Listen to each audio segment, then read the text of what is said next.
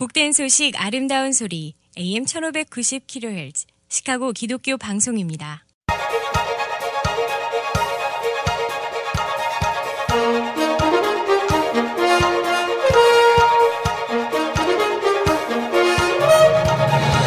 김정일 해설위원의 시사 해설.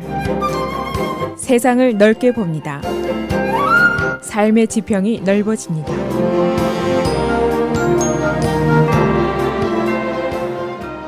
시사 해설입니다. 시카고 시장 선거가 이제 일주일 남았습니다. 과연 미국 제3의 도시를 이끌어 나갈 리더가 누가 될 것인가? 우리 모두에게 직접적인 영향을 미칠 수 있는 사항입니다. 우리 커뮤니티가 대부분 서버브에 위치하지만 시카고의 큰 그늘 아래 있기 때문입니다. 14명이나 대거 등장한 금년 시카고 시장 선거의 선거전은 당연히 타이트하게 진행이 되고 있습니다. 현재로서는 당락에 영향을 미칠 가장 중요한 사항은 역시 돈과 조직입니다. 이 큰 손들의 선거기금 도네이션, 그리고 막강한 유년의 집단적인 표몰이 이것이 결국 대세를 가늠하게 됩니다. 그런데 이것들 바로 돈과 조직이 시카고 정치 부패의 중요한 원인입니다. 부패의 사슬고리에 묶여있는 당사자들이 끼리끼리 돈 모아주기, 표 모아주기가 그들의 권력의 근간이고, 따라서 부패고리에 묶인 자들의 힘이 세게 되어 있습니다. 이번 여론조사에 따르면 소위 버크4라고 불리우는 에드워드 버크시 의원 사단의 인물들이 모두 선두주자로 나서고 있습니다. 오늘은 일주일을 남기고 있는 시카고 시장 선거전 어떻게 진행이 되고 있는지, 또 이번 선거전의 특징은 무엇인지 말씀드리겠습니다. 결국 이번 선거전도 석연치 않은 돈, 그리고 조직, 이것이 좌우를 하게 됩니다. 여론조사상으로 선두주자인 토니 프랙윈클은 막강한 노조, 유니언의 비호를 받고 있습니다. 그리고 2위 주자인 빌 데일리는 선거기금 $720만 쌓아놓고 있습니다. 이 돈 안에는 일리노이 최고 부자인 헤지펀드의 빌리언니언인 켄 그리핀이 준 $100만 들어있습니다. 그가 바로 브루스 라우너에게도 돈질을 했던 인물입니다. 그 다음 주자가 수잔 멘도자, 현 일리노이 주 감사관입니다. 데일리가는 이미 부장안에 40여 년간 시카고 시장 자리를 독차지했던 집안이고, 그의 부패한 시카고 정치판과의 연결은 세상이 다 아는 일입니다. 그의 형 리처드 데일리는 2008년도에 시카고 전체 거리의 파킹 미터를 75년 동안 리스해주는 조건으로 단돈 $10억 이것을 판 사람입니다. 그리고 그랜파크 지역의 파킹 그라지를 99년 동안 팔아제낀 사람입니다. 토니 프랙윈클, 부패 혐의로 기소된 에드워드 버크시 의원의 핵심 사단 멤버입니다.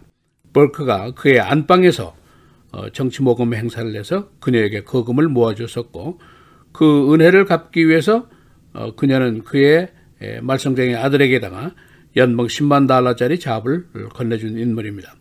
그런가 하면 수잔 멘도자는 바로 버크의 집에서 결혼식을 올린 사람이고, 그의 부패 정치력의 하수인격으로 꼽혀온 사람입니다. 에드 버크는 그가 소유하고 있는 로펌을 통해서 지난 6년 동안 깎아준 부동산 세금이 무려 $15억나 됩니다. 이 돈이 바로 서민들의 부담에 넘어갔을 것으로 여겨지고 있습니다. 여론조사에 따르면 프랙윈클의 지지도는 14%로 선두입니다. 그 뒤를 빌 데일리가 잇고 있는데 13%, 수자나 멘도자가 12%, 그리고 전 연방검사인 로리 라이트푸드가 10%, 그리고 역시 버크4의 일원인 게리 치코가 9%를 차지하고 있습니다. 분석을 해보면 이 선두그룹의 차이가 거의 1%에서 2% 정도의 근소한 차이고, 오차 범위 4% 이내에 들어있습니다. 그리고 미결정표가 19%나 되는 것으로 집계가 됐습니다. 그래서 선두그룹이 있기는 있는데 과연 누가 최고 득점자 2명이 될 것인가, 이것은 장담할 수 없는 상태고, 그리고 현재 정치 상황에 불만족스러운 19%의 미결정표가 어디로 갈 것인지, 이것이 매우 중요한 사항입니다.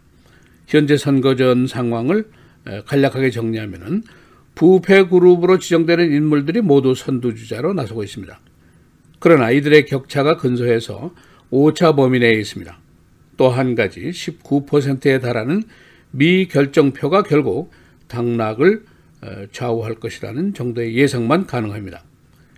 한 정치평론가는 최소한도 8명 정도가 런오프, 결승전에 출전거리에 있다고 보고 있습니다. 이 데일리 금고에 지금 720만 달러가 위력을 발휘할 수가 있습니다. 이 돈은 프랙 윙클의 410만 달러, 그리고 G코의 290만 달러를 합친 액수보다도 많은 돈입니다. 이제 이 돈이 방송 광고 등을 통해서 한포 사격을 내주까지 대대적으로 벌이게 됩니다. 그런가 하면은 프랙 윙클의 유니언 지지 세력은 중요한 승인이 될 수가 있습니다. 시카고 공립학교의 교사 노조, 그리고 Service Employee International Union, 이것은 아주 막강세로서 무시를 할 수 없는 존재입니다.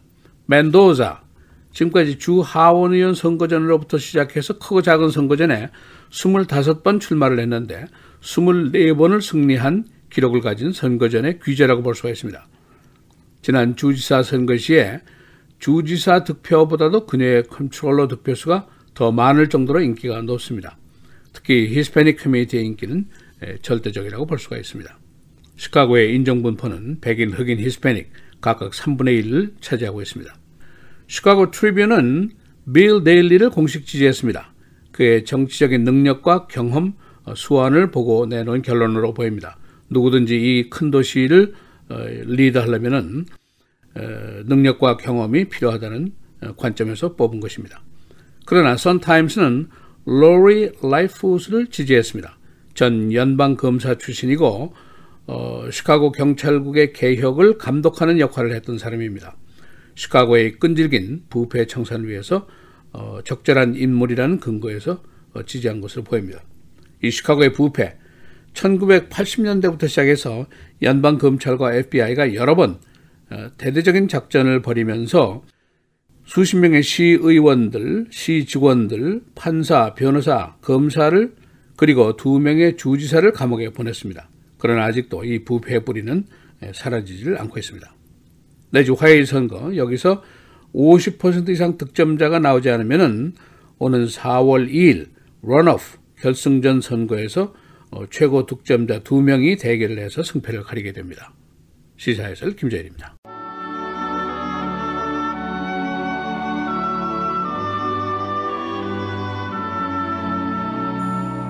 게으른 자여, 개미에게 가서 그가 하는 것을 보고 지혜를 얻으라. 개미는 두령도 없고 감독자도 없고 통치자도 없으되 먹을 것을 여름 동안에 예비하며 추수 때에 양식을 모으느니라.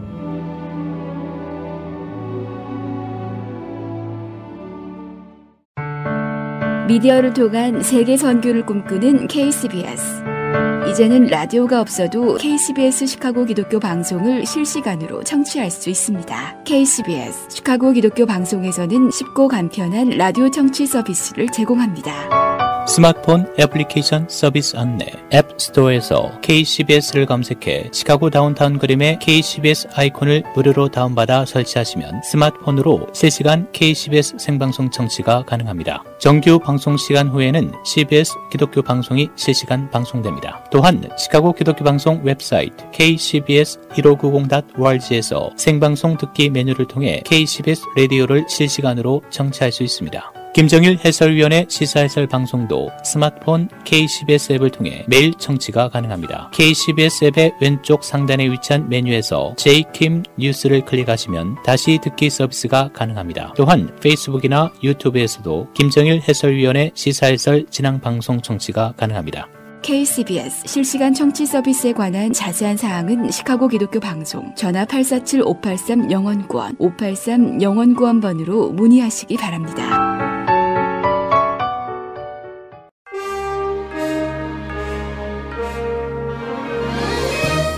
(2월 18일) 월요일 헤드라인 오늘의 주요 뉴스입니다. FBI와 법무부 고위 관리들이 한때 트럼프 대통령에 대한 탄핵을 검토했는지 여부에 대해 상원법사위원회가 조사에 나설 것으로 보입니다. 상원법사위원장인 린지 그레이엄 의원은 최근 트럼프 대통령의 헌법적 절차를 통한 탄핵을 논의했다고 밝힌 앤드루 맥케이브 전 FBI 국장 대행의 발언에 대해 이것은 행정부 쿠데타며 그 내용을 모든 국민들이 알 필요가 있다며 청문회 개최를 시사했습니다. 맥케이브 전 FBI 국장 대행은 최근 CBS와의 인터뷰에서 로드 로젠스타인 법무차관과 트럼프 대통령이 정상적이지 못하다면 그를 제거하기 위해 수정헌법 25조를 발동하도록 하는 방안에 대해 부통령과 장관들을 어떻게 설득할 수 있는지에 대해 논의한 바 있다고 밝혔습니다. 그는 이번 주 트럼프 시대의 안보 위협 내용을 담은 위협이라는 제목의 책을 출간할 예정입니다.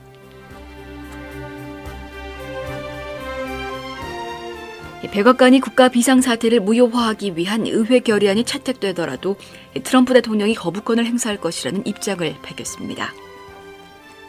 스티븐 밀러 백악관 선임 정책보좌관은 어제 팍스뉴스와 인터뷰에서 트럼프 대통령이 거부권을 행사할 준비가 돼 있냐는 질문에 대통령은 국가 비상사태 선언을 지킬 준비가 돼 있다고 답했습니다. 민주당은 트럼프 대통령이 지난 15일 국경장벽 예산 확보를 위해 국가 비상사태를 선포하자 이에 불복하는 상하원 합동 결의안을 추진하고 있습니다. 현재 민주당은 하원의 과반수를 확보하고 있고 공화당 내에서도 국가 비상사태에 반대하는 의원들이 많아 결의안이 가결될 가능성이 높다고 보고 있습니다. 트럼프 대통령은 어제 미중 무역 협상 진행 상황에 대해 굉장히 많은 영역에서 큰 진전이 이뤄지고 있다고 말했습니다. 트럼프 대통령은 어제 자신의 트위터를 통해 오늘 무역협상 등 많은 것들과 관련해 직원들과 중요한 회의 통화를 했다며 이같이 밝혔습니다. 로버트 라이트하이저 무역대표부 대표와 스티븐 무누신 재무장관이 이끄는 미국 대표단은 고위급 무역협상에 참석한 뒤 지난 16일 귀국했습니다. 이들은 트럼프 대통령의 개인 별장인 플로리다주 마랄라고 리조트에서 협상 결과를 보고한 것으로 알려졌습니다. NBA 올스타전, 팀 르브론과 팀 아테토군보의 대결에서 팀 르브론이 올스타전 2년 연속 승리했습니다. MVP에서는 골든스테이트의 케빈 듀란트가 차지했습니다.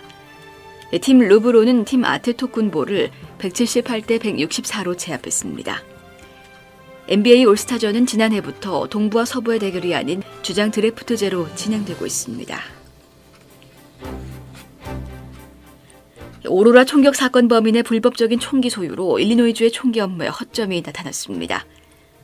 범인 게리 마틴은 지난 1990년에 이미 미시시피에서 폭행 혐의로 중범죄 유죄 판결을 받았었습니다.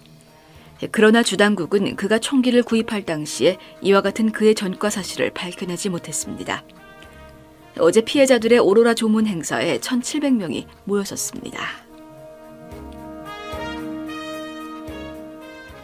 경찰은 배우 제시 스몰레트가 주장한 폭행 사건이 자작극인지 여부를 조사하고 있습니다. 그는 지난 금요일 집 근처에서 2명의 괴한으로부터 목에 밧줄을 감는 등 폭행을 당했다고 신고했습니다. 그러나 경찰은 2명의 용의자를 조사한 후 기가 조치했는데 주요 언론들은 이들이 폭행을 가정한 사건을 저지르는 대가로 $3,500를 스몰레트로 받았다고 진술한 것으로 보도했습니다. 대형교회 하베스트 철치의 분규가 어제 교인들의 예배 시간 중 퇴장으로 더욱 악화되고 있습니다. 시카고 지역의 대형교회인 하베스트 철치는 지난 1월부터 교회 지도부의 재정비리 등으로 소송 등 분규를 겪어왔습니다. 담임 목사 제임스 맥다널은 목사직에서 물러났었습니다. 날씨입니다. 오늘은 흐리고 오전에 약한 눈이 내리다 차차 그치겠고 낮 최고 27도 밤 최저 12도. 내일은 흐린 날씨 보이겠고 낮 최고 30도 밤 최저 24도. 수요일 흐리고 오전에 곳에 따라 눈이 내리다 기온이 오르면서 비로 바뀌겠습니다. 낮 최고 37도 밤 최저 25도. 목요일 가끔 구름 많은 대체로 맑은 날씨 보이겠습니다. 낮 최고 32도 밤 최저 19도입니다.